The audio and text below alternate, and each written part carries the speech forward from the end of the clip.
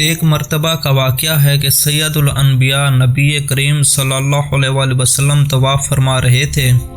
ایک عربی کو اپنے آگے طواف کرتے ہوئے پایا جس کی زبان پر یا کریم کی صدا تھی۔ حضور اکرم صلی اللہ علیہ وسلم نے بھی پیچھے سے یا کریم پڑھنا شروع کر دیا۔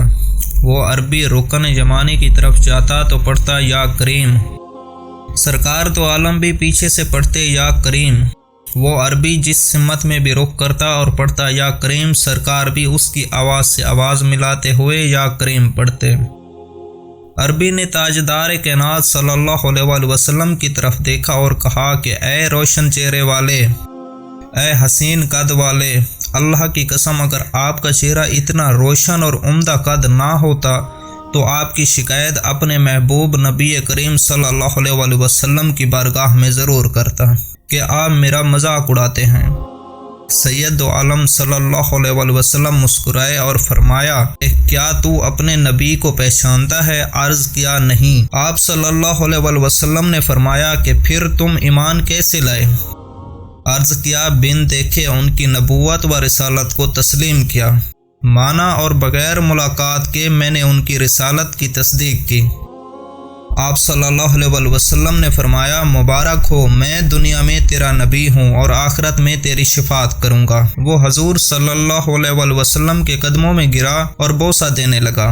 آپ صلی اللہ علیہ وسلم نے فرمایا میرے ساتھ وہ معاملہ نہ کر جو اجمی لوگ اپنے بادشاہوں کے ساتھ کرتے ہیں۔ اللہ نے مجھے متکبر و جابر بنا کر نہیں بھیجا، بلکہ اللہ نے مجھے بشیر و نذیر بنا کر بھیجا ہے۔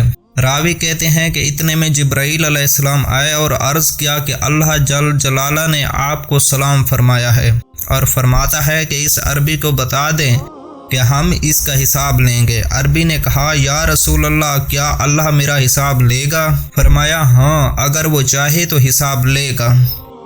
عرض کیا کہ اگر وہ میرا حساب لے گا تو میں اس کا حساب لوں گا۔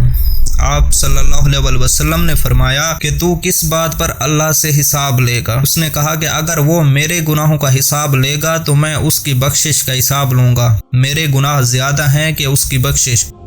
اگر اس نے میری نافرمانیوں کا حساب لیا تو میں اس کی معافی کا حساب لوں گا، اگر اس نے میرے بخل کا امتحان لیا تو میں اس کے فضل و کرم کا حساب لوں گا۔ حضور اکرم سید عالم صلی اللہ علیہ وسلم یہ سب سماعت کرنے کے بعد اتنے روئے کہ ریش مبارک آنسوؤں سے تر ہو گئے۔ پھر جبرائیل علیہ السلام آئے، عرض کیا اے اللہ کے رسول، اللہ سلام کہتا ہے اور فرماتا ہے کہ رونا کم کریں۔ آپ کے رونے نے فرشتوں کو تسبیح و تحلیل بھلا دی ہے۔ اپنے امتی کو کہیں نہ وہ ہمارا حساب لے نہ ہم اس کا حساب لیں گے، اور اس کو خوشخبری سنا دیں یہ جنت میں آپ کا ساتھی ہوگا۔ کیا عقل نے سمجھایا ہے، کیا عشق نے جانا ہے، ان خاک نشینوں کی ٹھوکر میں زمانہ ہے۔